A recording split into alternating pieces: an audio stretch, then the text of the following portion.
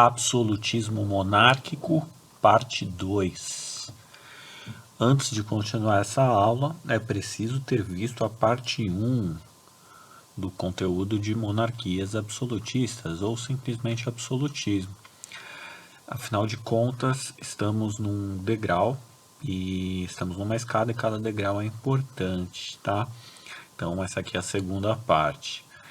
Bem, gente, na primeira parte, nós começamos a falar do conceito de absolutismo, o que significava as monarquias absolutas na Europa da época moderna. Quando eu falo assim, época moderna, vocês sempre têm que lembrar que eu estou falando de 1500, 1600, 1700, são 3 séculos, até mais, né? E época moderna abrange todo esse período. Então, quando eu falo época moderna, a gente tem que pensar em linhas gerais, né? E algo que permaneceu ao longo desses 3 séculos, em linhas gerais, foram as monarquias absolutistas dentro da Europa.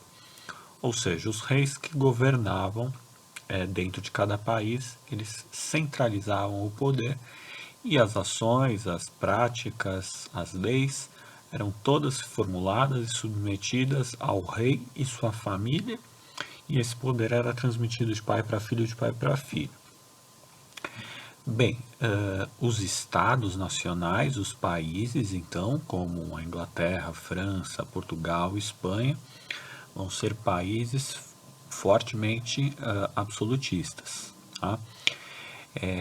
E ao longo da época moderna, esse absolutismo ele vai também passar a ser contestado, ou seja, haverá movimentos de contraposição, de críticas a essa centralização total do poder pelas mãos dos reis. E isso vai conduzir a muitas transformações, inclusive a revoluções que vão moldar definitivamente a paisagem europeia e, consequentemente, vão influenciar também nas independências dos países da América e vão estabelecer um modelo de política e organização política que a gente vive até hoje, que são baseados em repúblicas, né? A gente vive, o Brasil é uma república federativa, né? Assim como os Estados Unidos também é uma república, a Argentina também é uma república, né? República é um governo para todos, onde os representantes do povo são eleitos, são escolhidos, não necessariamente são eleitos, né? Mas há períodos de ditadura, claro. Mas em todo caso, a ideia da república é que as coisas são públicas e os representantes são escolhidos, são eleitos, né? Eles representam o povo no poder. Já na monarquia, não. O governo fica nas mãos de uma família e você não vai escolher ninguém, nem eleger ninguém, né? Essa família vai ficar para sempre lá. Tá? Então, a gente tem que entender, então, como é que se durou tantos séculos essas monarquias absolutistas, como é que se justificava isso, né? Quais eram os princípios que sustentavam esse tipo de organização, esse tipo de modelo, esse tipo de estado centralizador. Como é que se sustentava isso, né? Como é que a população simplesmente obedecia? Não é bem assim, né? Tem uma explicação por trás disso, um mecanismo que é cultural, psicológico por trás disso, né? E a gente tem que entender. Então vamos dar uma olhada na aula de hoje em alguns teóricos do Estado absolutista que escreveram sobre o Estado e como é que ele funciona, por que ele existe e por que os reis devem ter o seu poder assegurado, como é que eles asseguram o seu poder.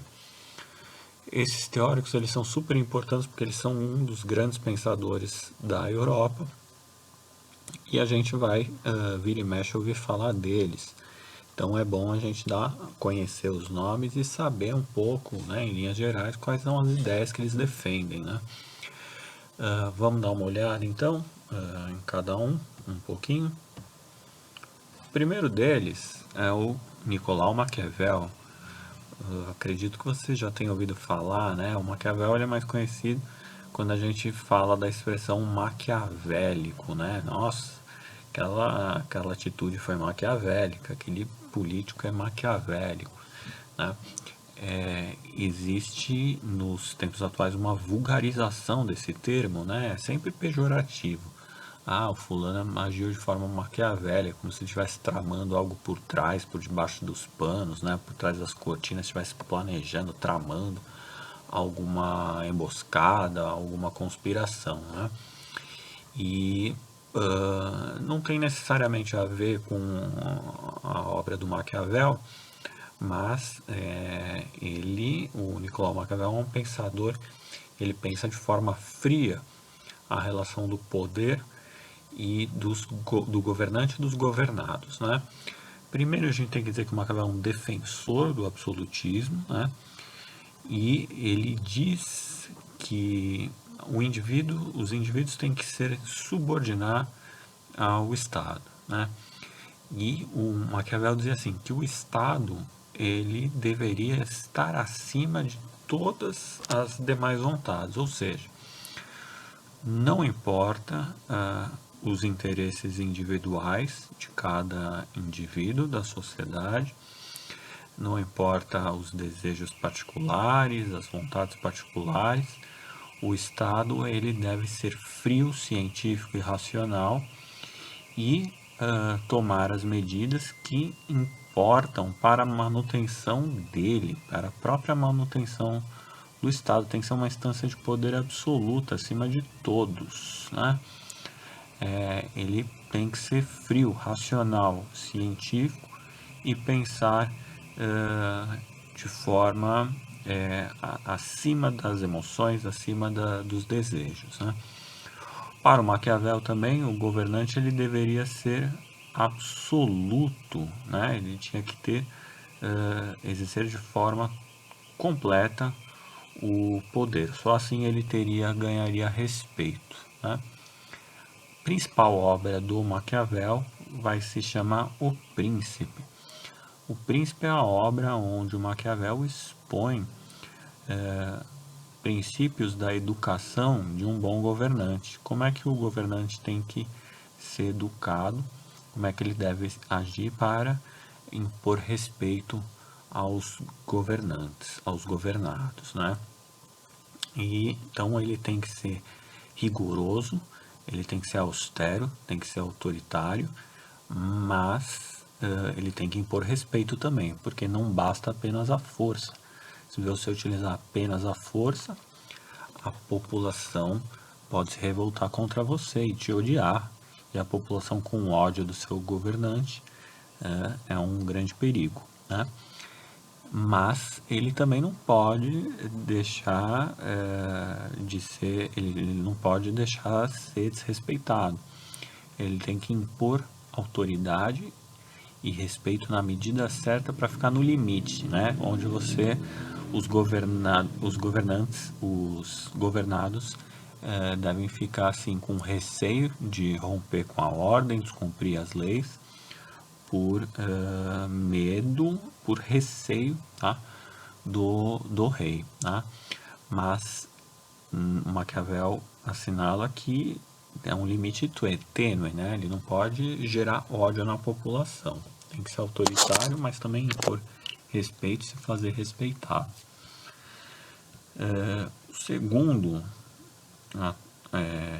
pensador importante, vocês também vão ouvir falar outras vezes, que é o Thomas Hobbes.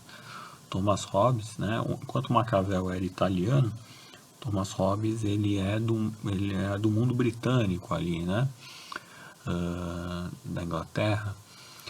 E o Thomas Hobbes ele também é um defensor do Estado absolutista e ele justifica a necessidade do Estado dizendo pelo seguinte argumento.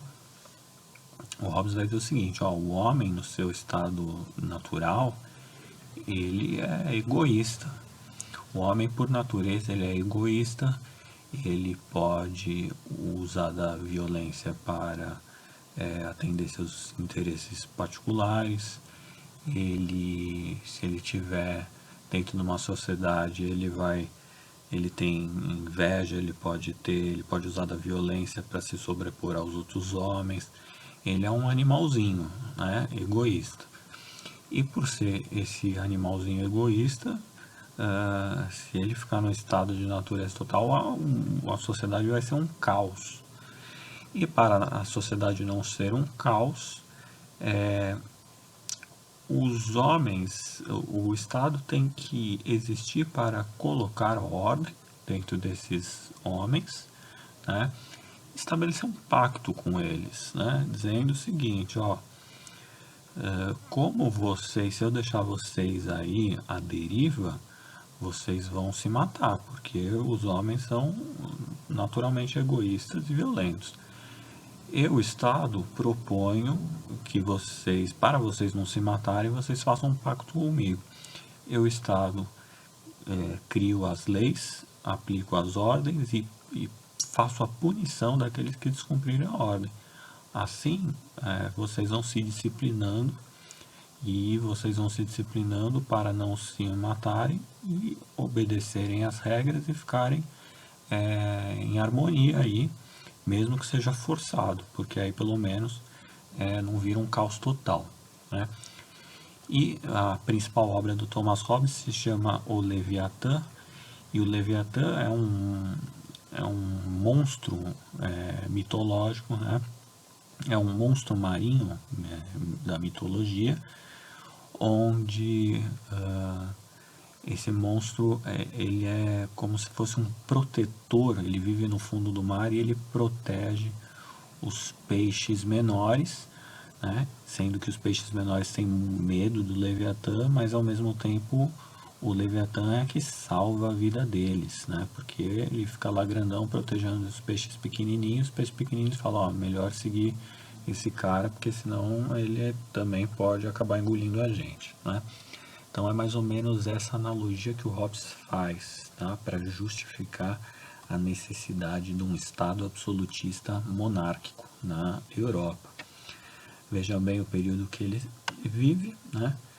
Entre finais do século, ele nasce em finais do século XVI e morre na segunda metade do século XVII, né? Sempre lembrando, eu acho, não sei se vocês têm claro isso, né? Quando eu falo século XVI, vocês vão pensar 1500 a 1600.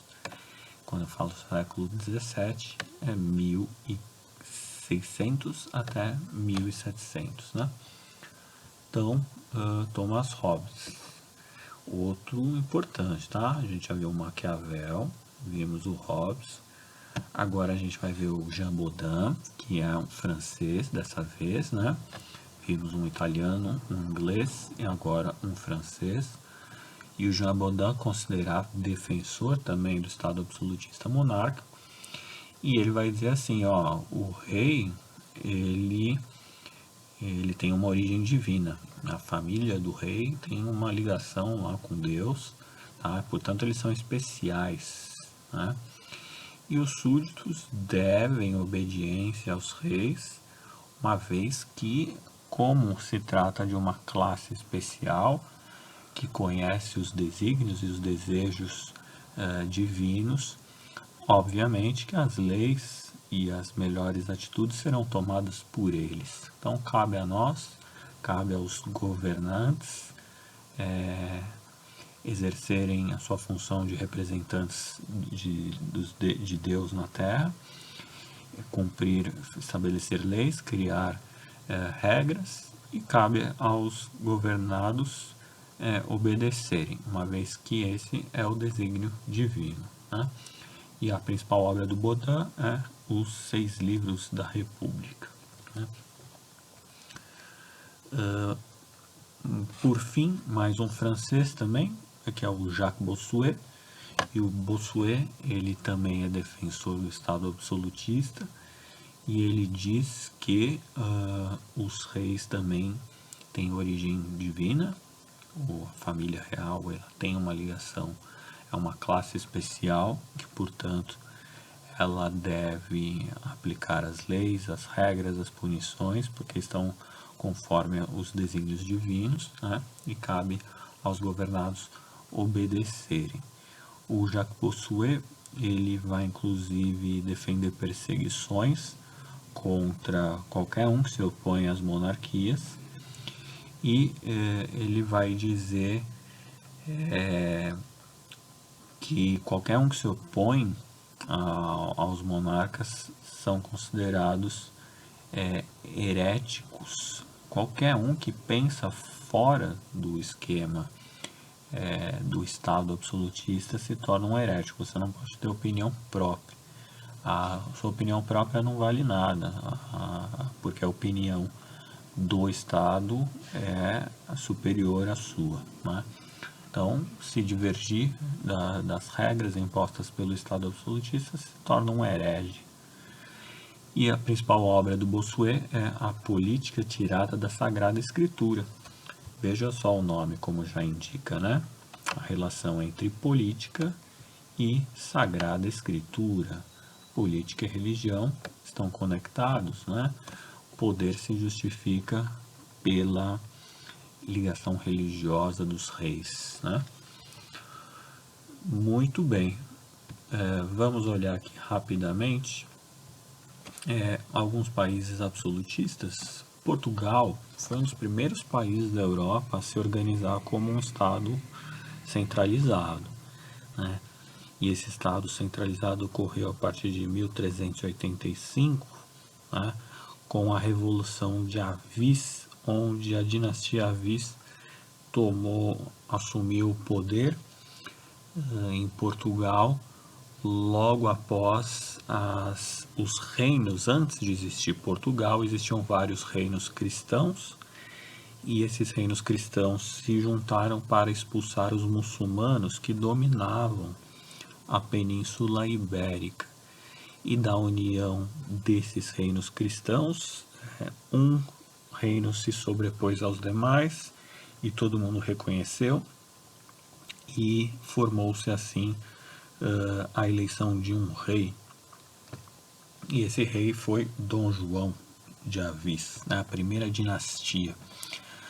Avis é uma dinastia, né? Então, a partir de todos os membros, o filho do Dom João vai ser o próximo rei, o neto do Dom João vai ser o próximo rei, todos da família Avis, né? Que tiveram um papel de destaque na expulsão dos muçulmanos da Península Ibérica. Aí tem que lembrar lá das aulas de Idade Média para ver a formação de Portugal.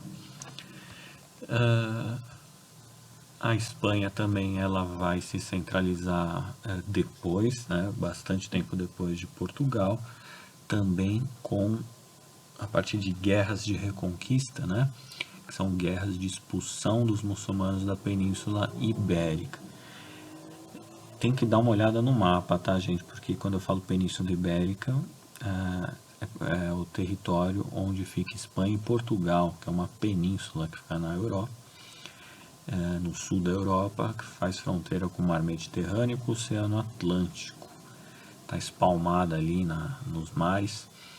E a Espanha e Portugal fazem parte da Península Ibérica, né? Aquela península era dominada pelos muçulmanos na Idade Média. Portugal se criou como um país expulsando esses muçulmanos, e a Espanha vai fazer a sua parte também ali, expulsando os muçulmanos, unindo os reinos de Castela e de Aragão, reinos cristãos, né? E aí formando a Espanha centralizada, né? Embora a Espanha também ainda vai ter, a Espanha que a gente conhece hoje em dia é diferente da Espanha de 1469, porque a gente tem, a Espanha atualmente tem outros territórios que ainda estão numa situação meio indefinida com a Espanha, né? Como a Catalunha, que é a região de Barcelona, né? Que tem ou dos Países Bascos, né, que se sentem, muitas vezes querem se separar da Espanha. Vamos adiante, a França também. A França se constrói enquanto um Estado centralizado em finais da Idade Média, a partir da Guerra dos 100 Anos, que foi uma guerra de 100 anos da França com a Inglaterra, e a França, no final das contas, vence essa guerra, e isso une a nobreza feudal, né, os nobres da Europa, né, os senhores feudais, e passam, né, a ter como destaque um rei, que são os Bourbon. E os Bourbon assumem a dinastia do Estado francês e vão passar a governar aí o país dali para frente. Não sei se vocês repararam numa constante, qual que é a constante, qual que é o elemento em comum da unificação de Portugal, né, da centralização de Portugal, da centralização da Espanha e da centralização da França. Pensa aí, o que há em comum? Né? O que há em comum é que em todos esses casos os estados se formam, né, a centralização do estado se forma a partir de guerras. Guerras unem reinos, unem senhores feudais. E para a guerra ser bem sucedida, é sempre preciso ter um líder, um reino de liderança, um reino que se destaca, que se organiza, que organiza as finanças, que organiza o exército e que dá moral para a população. Né? Então pode perceber que é assim que surgem os países centralizados. Tá? Aqui a gente tem rapidamente também falar, só para mencionar, alguns reis importantes da época moderna. O primeiro deles é o Henrique IV, né, da França, que concedeu liberdade religiosa aos protestantes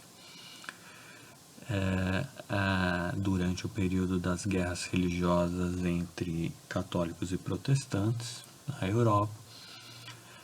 A gente tem o Luís VIII, também da França, né, que consolida o absolutismo monárquico e coloca a França como um dos principais países, né, na Europa, né, a partir de 1620, 1630, ali a França é um país poderosíssimo.